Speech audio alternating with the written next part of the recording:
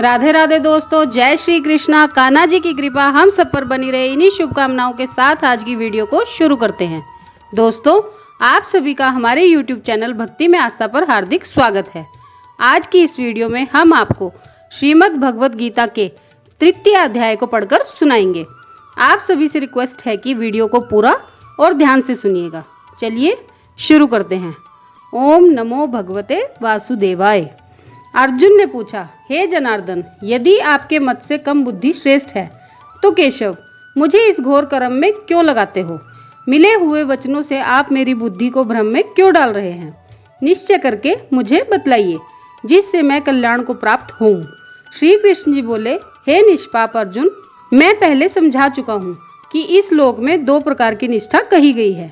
एक तो सांख्य वालों का ध्यान योग, दूसरा योगियों का कर्म योग।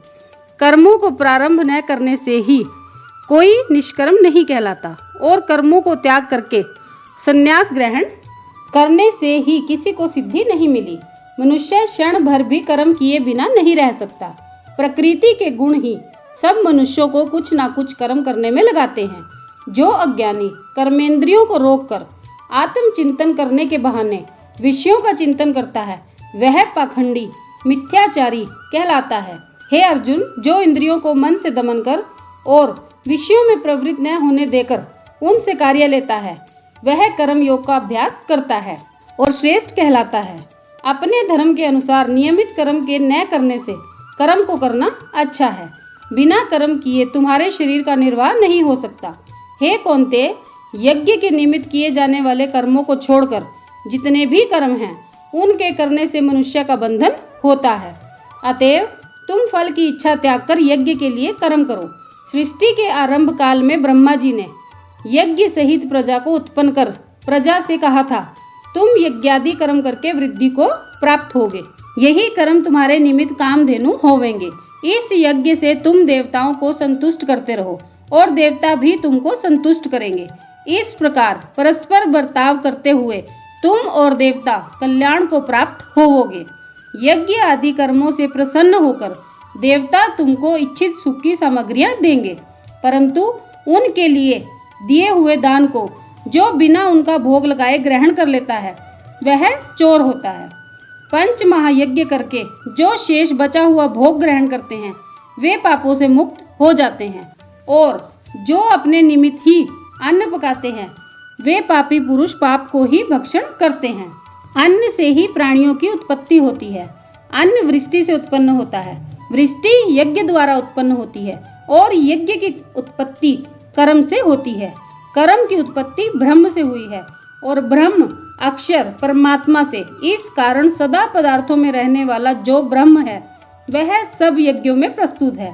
हे पार्थ, इस प्रकार चलाए हुए कर्म चक्र के अनुसार जो नहीं चलता है, वह पापमय होता है और उनका जीवन भी व्यर्थ होता है। जो पुरुष आत्मा में ही रहता है और आत्म आनंद अनुभव से तृप्त रहता है, आत्मा में ही संतुष्ट है, उससे कुछ भी कार्य शेष नहीं। वह कर्म करे या ना करे, उसको कोई प्रयोजन अथवा लाभ नहीं है, और किसी प्राणी में अपना लाभ करा लेने की भी उसे कोई आवश्यकता नहीं है। इसलिए तुम भी फल प्राप्ति की इच्छा त्याग कर कर्तव्य का पालन करो, क्योंकि फल की इच्छा त्याग कर कर्म करने वाला पुरुष मोक्ष को प्राप्त होता है। हे पार्थ, मुझको तीनों लोकों में भी कर्म शेष नहीं रहा और न कोई अप्राप्य वस्तु प्राप्त करनी है, फिर भी मैं कर्म करता हूँ। यदि हम ही आलस्य में आकर कर्मों को नहीं करेंगे, तो अन्य मनुष्य भी हमारे ही पथ का अनुकरण करेंगे। इससे मैं कर्म न करूँ तो सब लोग भी कर्म न करने से नष्ट हो जाएंगे। इससे मैं वर्ण संकर के उत्पन्न करने का हेतु बनकर प्रजा को नष्ट करने वाला समझा जाऊंगा। जिस प्रकार अज्ञानी फल की इच्छा करके कर्म करता है, वैसे ही धन की इच्छा न करते हुए ज्ञानी को लोक शिक्षा की इच्छा करते हुए कर्म करना उचित है। कर्म में आसक्त अज्ञानियों की बुद्धि में ज्ञानी भेदभाव उत्पन्न न करें, परंतु आप स्वयं कर्म करता हुआ उसमें भी प्रसन्नता पूर्वक कर्म करावे।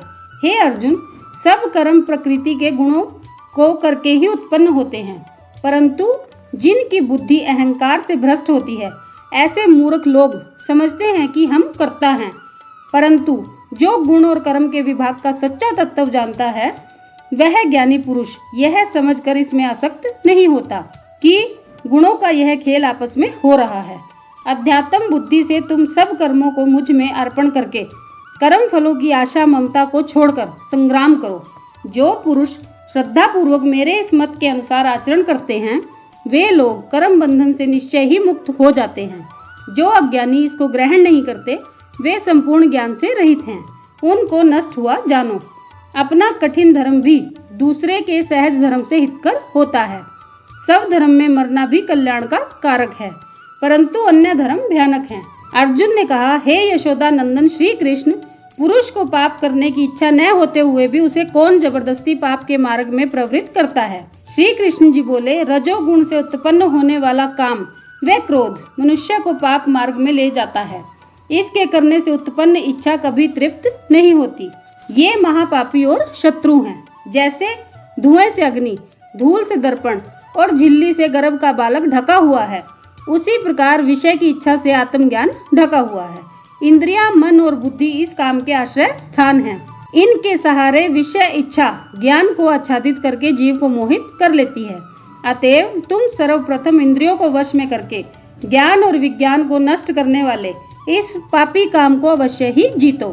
कहते हैं कि इंद्रियां सबसे प्रबल होती हैं और इंद्रियों से भी प्रबल मन होता है।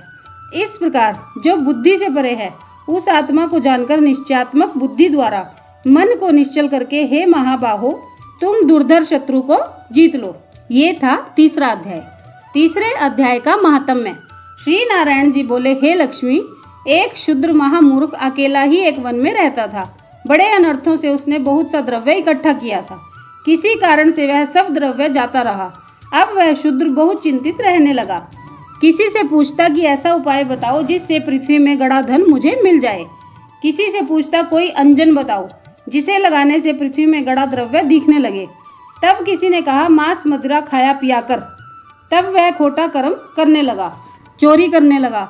एक दिन धन की लालसा कर चोरी करने को गया। मार्ग में उसे चोरों ने मार दिया।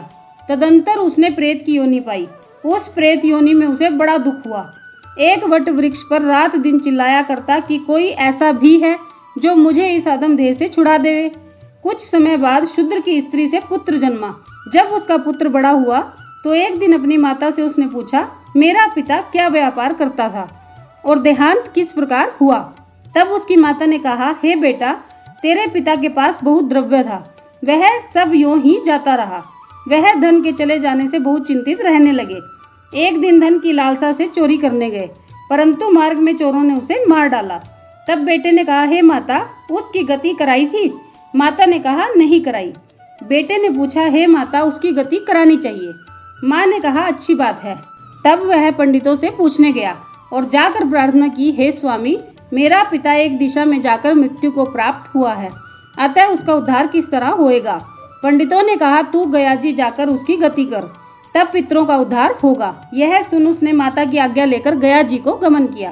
प्रयागराज का दर्शन स्नान करके आगे को चला। रास्ते में एक वृक्ष के नीचे बैठ गया। वहां उसको बड़ा भय प्राप्त हुआ। यह वही वृक्ष था जहां उसका पिता प्रेत योनि को प्राप्त हुआ था। उसी जगह चोरों ने उसको मारा था। तब उस बालक ने अपना गुरु मंत्र पढ़ा। उसका एक और नियम था, वह एक अध्याय श्री गीता जी का पाठ नित्य किया करता था। उस दिन उसके पिता ने प्रेत योनि में सुना तो सुनते ही उसकी प्रेत योनि छूट गई और देवदेही पाई। स्वर्ग से विमान आए और वह विमान पर चढ़कर पुत्र के सामने आया और आशीर्वाद देकर कहा, हे पुत्र, मैं तेरा पिता हूँ जो मरकर प्रेत हुआ था। तेरे इस पाठ से मेरी देवदेही हुई है। अब मेरा उद्धार हुआ है और तेरी कृपा से मैं स्वर्ग को जाता हूँ। अब तू गया जी को अपनी खुशी से जा। इतना सुनकर पुत्र ने कहा, हे पिताजी, कुछ और आज्ञा करो जो मैं आपकी सेवा करूं। तब उस देवदेही ने कहा, देख, मेरी 7 पीढ़ियों के पितृ नरक में पड़े हैं।